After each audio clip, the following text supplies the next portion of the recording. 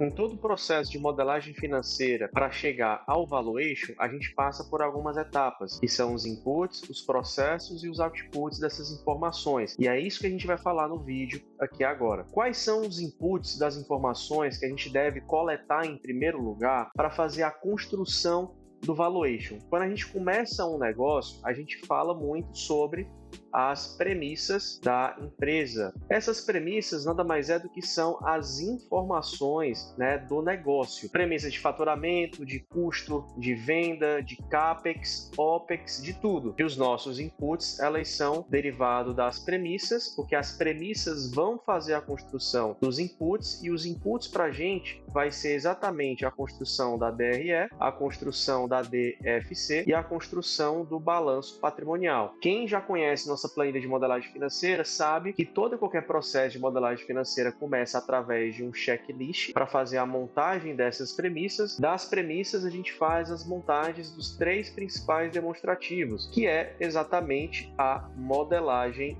financeira. A partir dos 3 principais DEPs, a gente também vai ter que fazer uma outra coleta de dados para fazer a construção do valuation, que vai gerar para a gente os outputs. O que a gente tem que fazer a mais para gerar o output? Porque quando a gente fala de output, pessoal, é você estar gerando o valuation pela o fluxo de caixa descontado, é você estar gerando valuation pelos múltiplos, é você estar gerando um relatório do valuation, relatório da performance do negócio, um relatório sobre os ativos, é você estar gerando um plano de ação desse valuation, você precisa entender esse plano. Tudo isso aqui, pessoal, é uma consequência do que a gente faz exatamente de construção de base de dados. O que é que existe de fonte de dados, né, de pesquisa que a gente precisa ter, que está entre os inputs e também o que está entre esses outputs aqui dessas operações para a construção do valor final, do valuation do negócio. Existe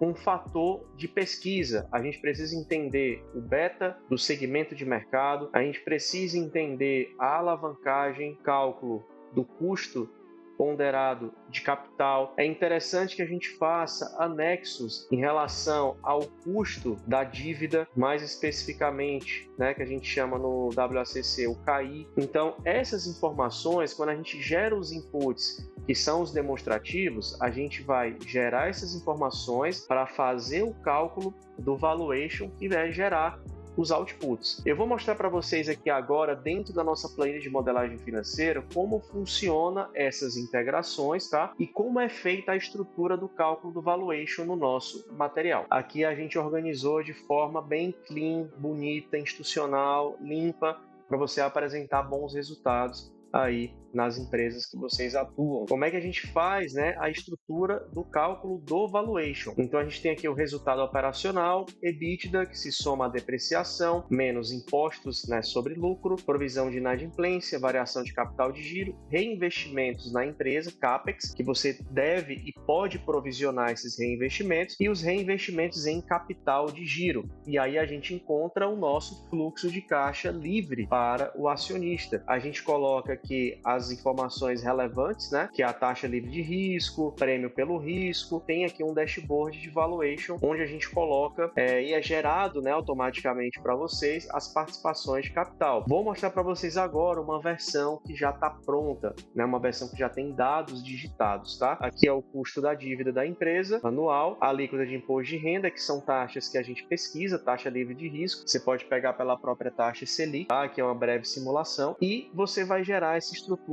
já puxado automaticamente dos demonstrativos.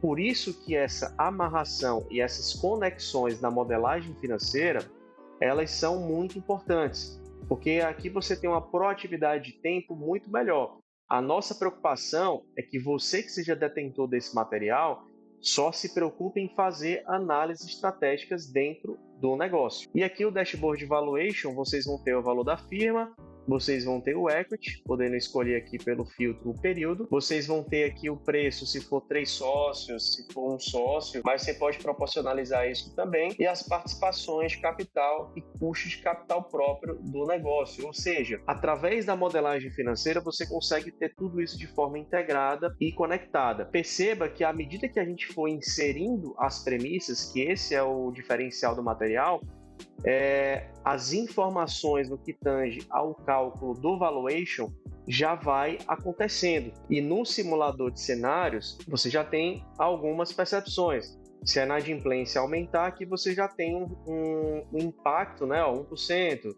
Inadimplência de 2%. Será que essa empresa ela aguenta no caixa dela uma inadimplência de 2%? A priori não. Então ela tem que ficar com 0% de inadimplência. Essas são as interpretações e conexões de todo o trabalho de valuation na modelagem financeira. Você precisa conectar todas as premissas de negócio que vai gerar para você o resultado operacional, que vai ser deduzida a depreciação de forma automatizada e você agora só precisa analisar linha a linha. Existe uma razão, né, sequencial cronológica para esse tipo de projeto acontecer.